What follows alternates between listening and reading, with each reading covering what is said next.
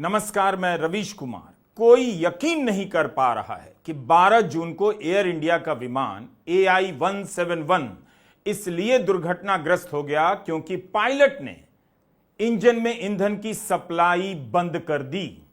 क्या ऐसा हो सकता है? पायलट ही दोनों इंजन के ईंधन की सप्लाई बंद कर दे। शुरू में लोगों ने संदेह व्यक्त किया, लेकिन अब धीरे धीरे लोग इसकी तरफ इशारा ही नहीं बल्कि पुरजोर तरीके से बात करने लगे हैं।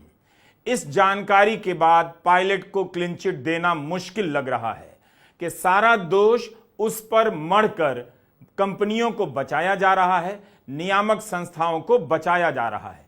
अगर पायलट ने ईंधन की आपूर्ति बंद की है तो इस सवाल को भी आप नजरअंदाज नहीं कर सकते हैं, क्योंकि 2015 में इसी तरह की एक और घटना हो चुकी है। जर्मनी का एक विमान, जर्मन विंग्स का विमान था, बार्सिलोना से डसलडॉर्फ के लिए आ रहा था। एक पायलट के जाते ही उसने केबिन का दरवाजा बंद कर दिया और खुद विमान को क्रैश करा दिया। इस दुर्घटना में 144 यात्री और क्रू के सभी 6 सदस्य मारे गए।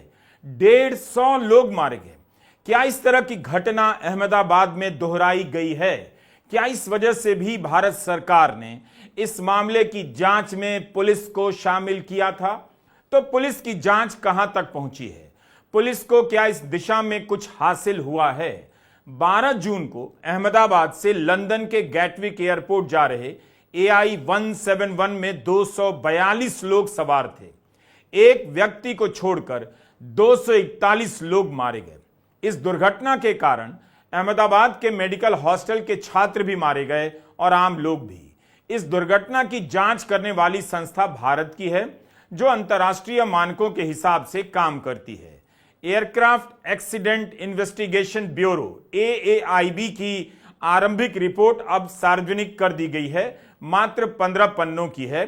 इसे अंतिम रिपोर्ट नहीं कह सकते, क्योंकि अंतिम रिपोर्ट आने में 1 साल तक का समय लग सकता है। इस रिपोर्ट में पायलट की तरफ जब इशारा किया गया तो कई लोगों ने यह भी कहा कि कहीं ऐसा तो नहीं कि बड़े लोगों को, बड़ी मछलियों को बचाने का प्रयास किया जा रहा है और पायलट पर जिम्मेदारी थोपी जा रही है। विमानन सेक्टर के जानकारों और पत्रकारों में इस रिपोर्ट को लेकर खलबली मच गई, मगर धीरे धीरे लोग पायलट की जिम्मेदारी की तरफ जो इशारा किया गया है उसे भी गंभीरता से लेने लगे हैं। यह बात भी सही है और हो भी सकती है कि कई लोगों ने पायलट पर दोष डालने को अलग तरीके से देखा।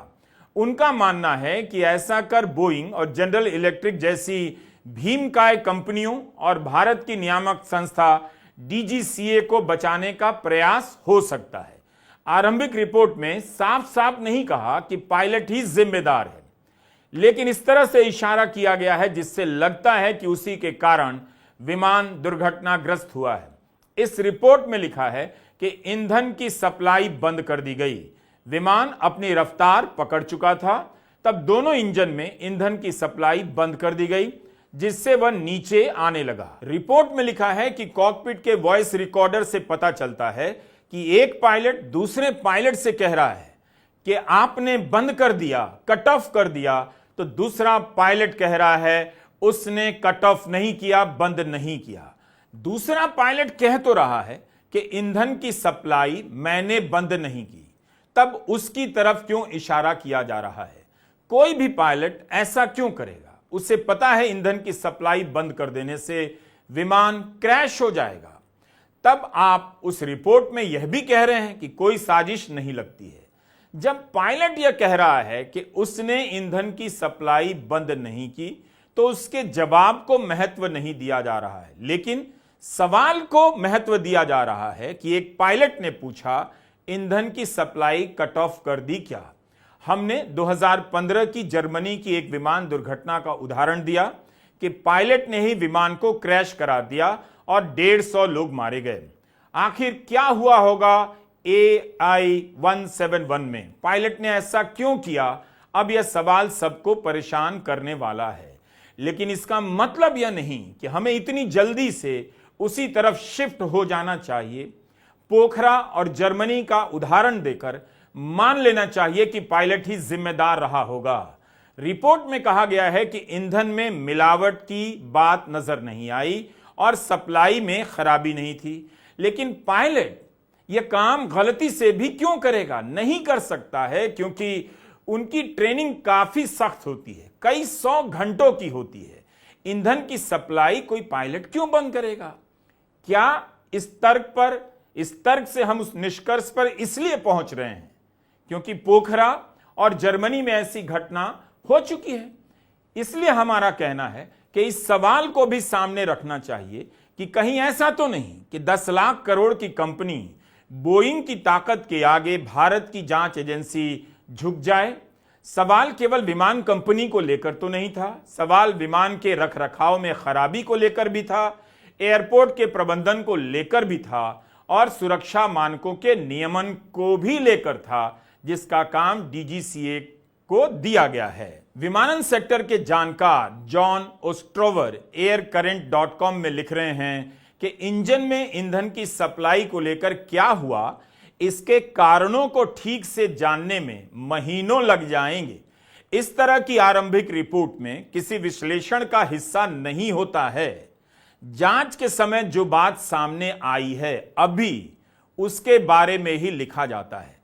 जब लंबे समय तक एनालिसिस चलती है तब इसमें काफी कुछ बदल जाता है। यह उस पत्रकार ने लिखा है जिसने सबसे पहले, दुनिया में सबसे पहले AAIB की रिपोर्ट के बारे में सूत्रों के हवाले से छाप दिया था। अहमदाबाद में जो विमान दुर्घटनाग्रस्त हुआ है उस श्रेणी के 1000 से भी ज्यादा विमान इस वक्त दुनिया में उड़ रहे हैं। 10-12 साल के इतिहास में पहली बार ड्रीमलाइनर क्रैश हुआ। इस वजह से भी विमानन सेक्टर के दुनिया भर के जानकारों की इसमें दिलचस्पी हो गई। दुनिया का सबसे सुरक्षित विमान माना जाता है। आखिर ऐसा क्यों हुआ?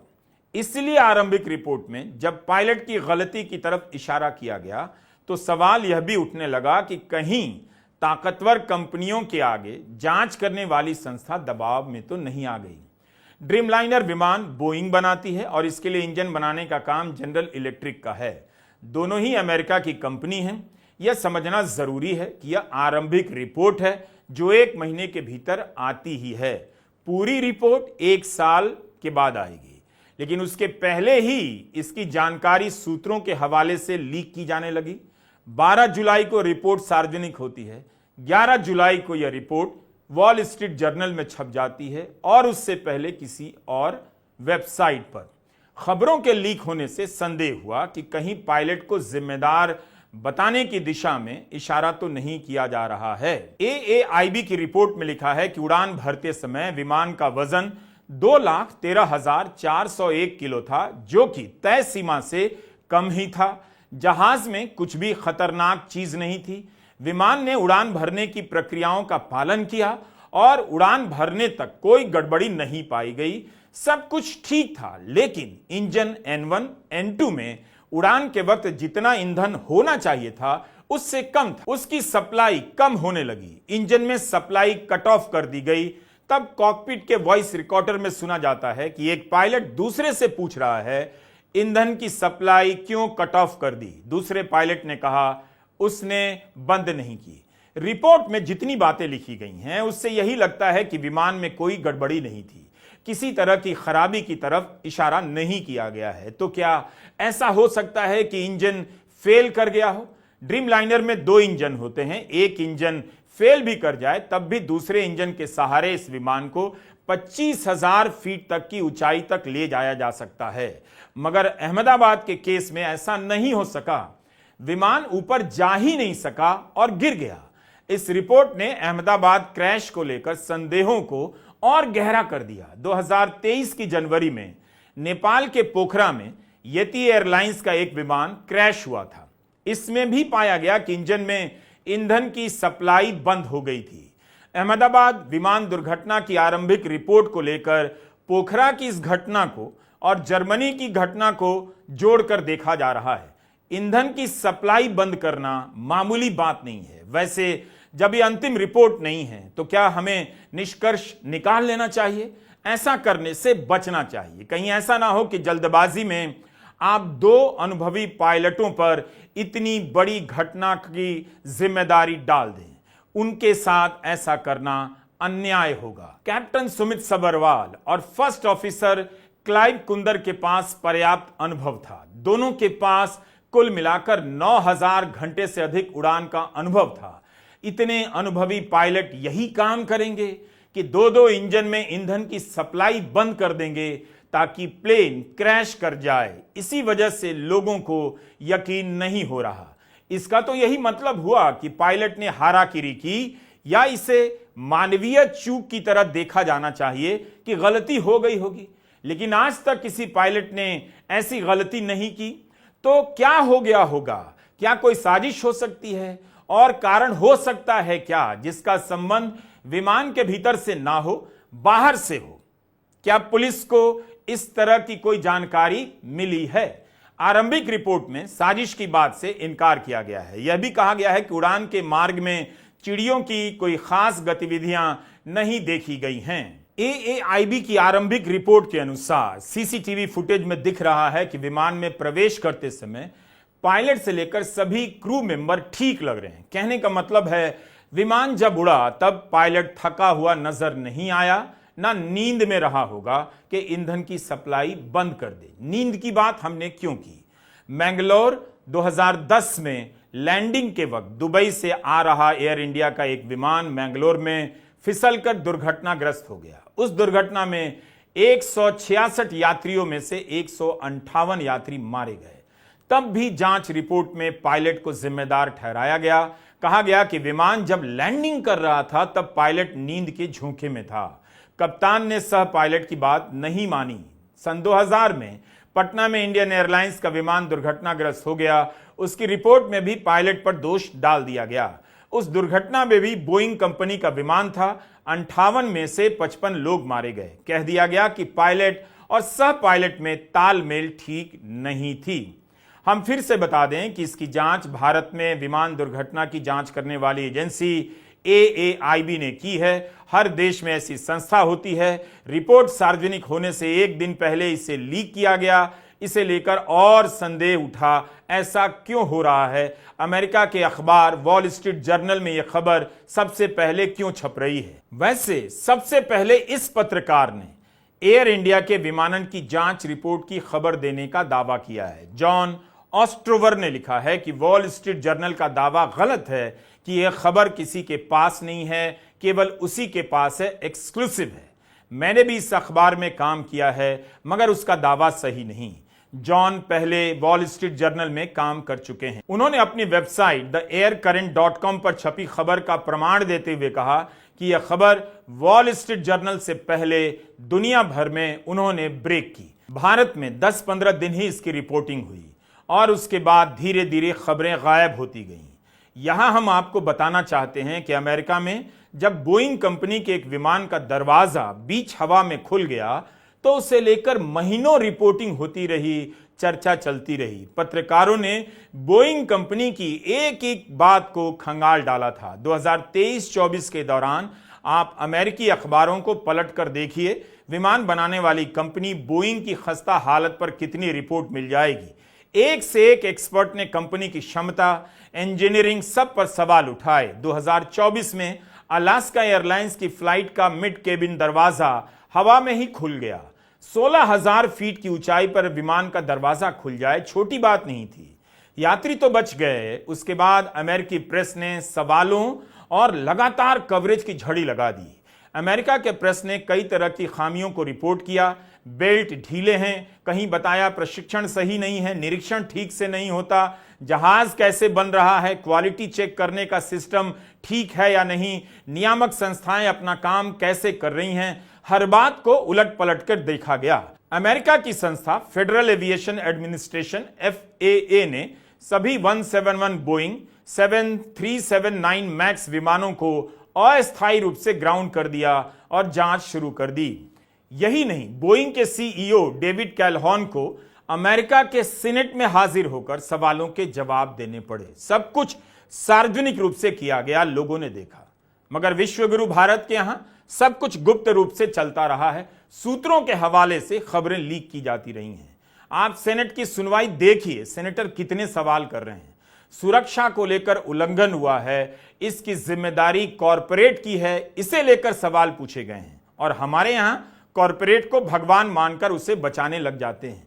किसी को फर्क नहीं पड़ता कि 241 यात्री मर गए और उसके कारण कितने ही भावी डॉक्टर मर गए।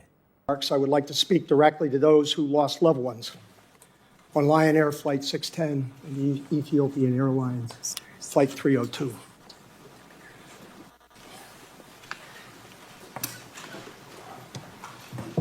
I would like to apologize on behalf of all of our Boeing associates spread throughout the world, past and present, for your losses. They're dying down the range. I apologize for the grief that we have caused.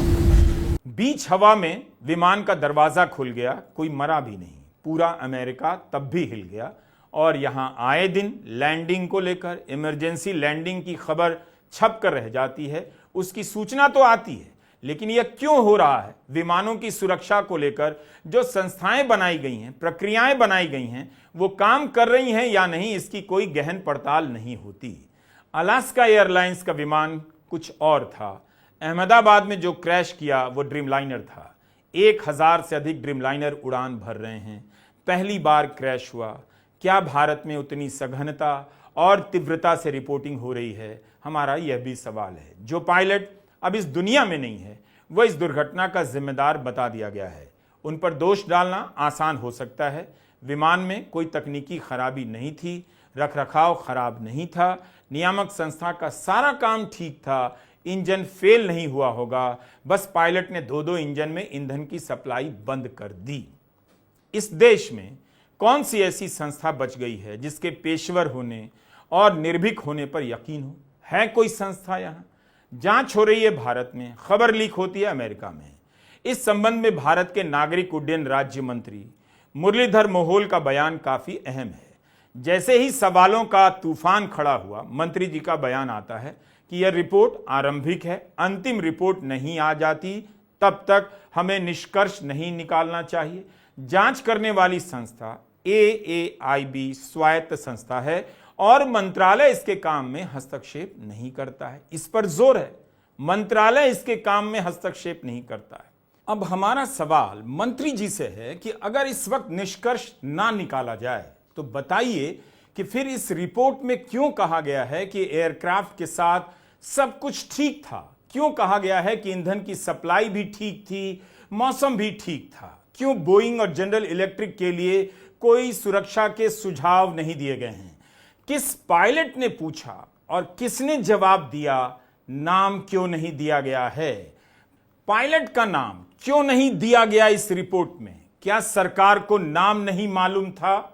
सरकार के पास शुरुआती स्तर पर क्या जानकारी थी कि police को जांच में शामिल किया गया? और पुलिस की जांच इस वक्त तक कहां पहुंची है? मंत्री जी कहते हैं AAIB एक स्वायत्त संस्था है, उनका मंत्रालय इसके काम में हस्तक्षेप नहीं करता। भारत में स्वायत्त संस्थाओं का हाल आप जानते हैं। आपको चुनाव आयोग और बिहार में चल रहे वोटर लिस्ट के पुनरीक्षण के दावों और सच्चाई से पता चल जाना चाहिए। चुनाव आयोग से बड़ी और ताकतवर स्वायत्त संस्था कौन है इस देश में? फॉर्म भरने और बंटने को लेकर चुनाव आयोग के दावों और जमीन से आने वाली खबरों में ही कितना अंतर है। जमीन और आसमान का अंतर है। चुनाव आयोग जैसी स्वायत्त संस्था का यह हाल है भारत में। लेकिन आपसे कहा जा रहा है कि आप यकीन कर लें कि विमान दुर्घटनाओं की जांच करने वाली संस्था AAIB स्वायत्त है। आप भी, यानी आप दर्शक भी अब कहां स्वायत्त रह गए हैं? गोदी मीडिया के जाल में फंसी जनता क्या खुद को स्वायत्त कह सकती है? नमस्कार, मैं रवीश कुमार।